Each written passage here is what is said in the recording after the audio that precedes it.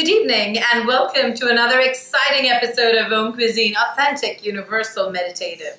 Now we're going to go back to where my mom's family is from, the Malabar coast in Kerala. A lovely, beautiful, soulful recipe. It actually starts singing to you when you make this recipe. So we put in some coconut oil, just fuming and flaming away. Put in some red onions really quickly. I love it. I feel like I'm cooking with just magic, pure magic.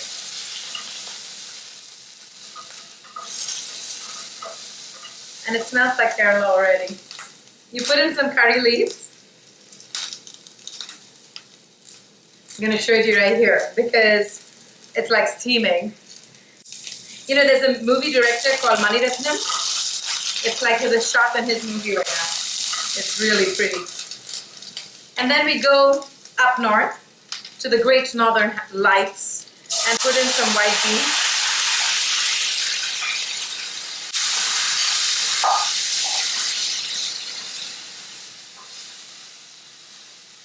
And while that is subsiding, we add some cloves. I love cloves, you know, it's beautiful. And all of you know about Kerala, right? At least most of you do. And those of you who don't, it's actually called God's own country.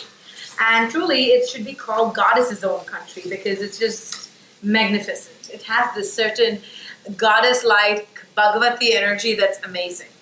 In this upper pot, for a second, we just have boiling water and cauliflower. So cauliflower, like cut to bite-sized type of slices. Throw it in there. And soaked in peeled almonds, about 20 of them, right? Really nice. Some coconut milk powder. Add that in too.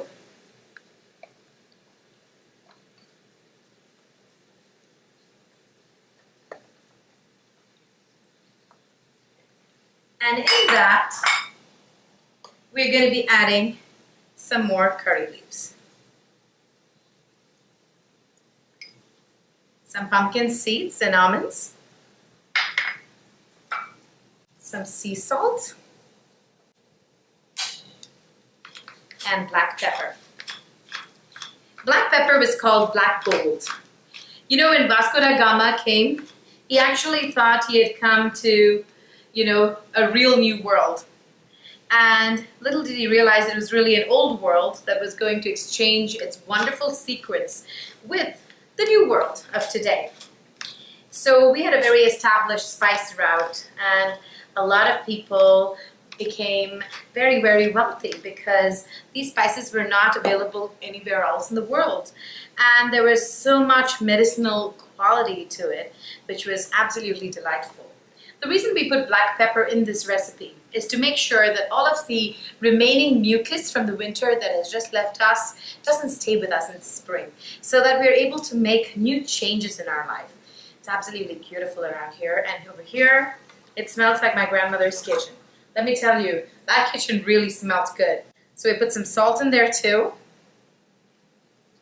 and we put in some more black pepper here.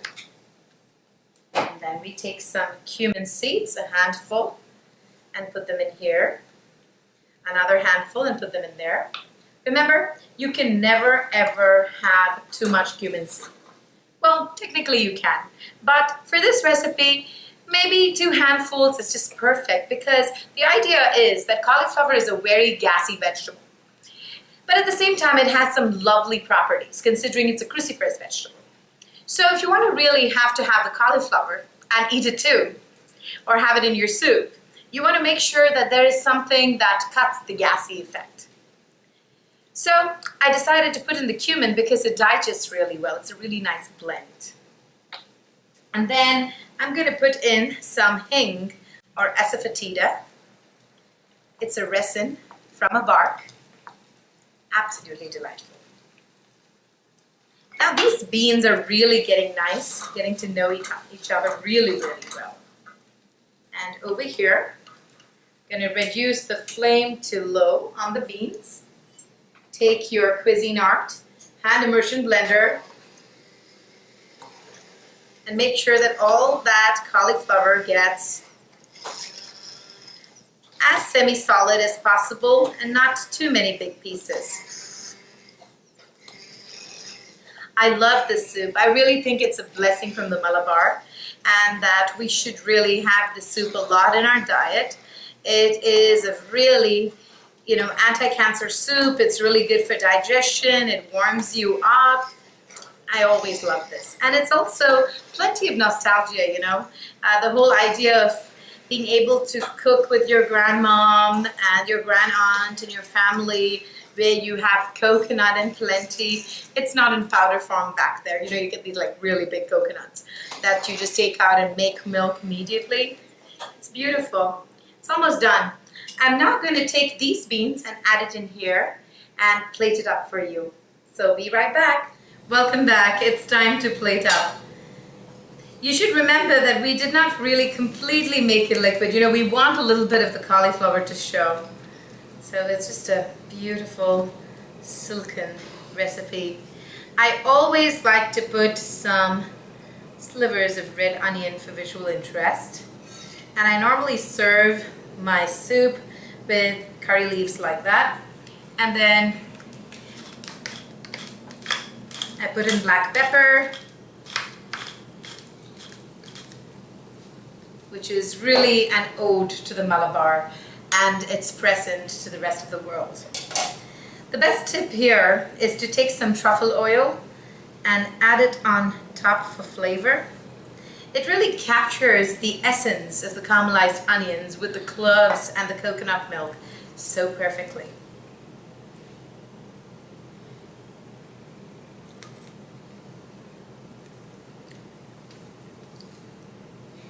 I'll be right back soon. I'm on holiday. It's extremely nostalgic. Love it.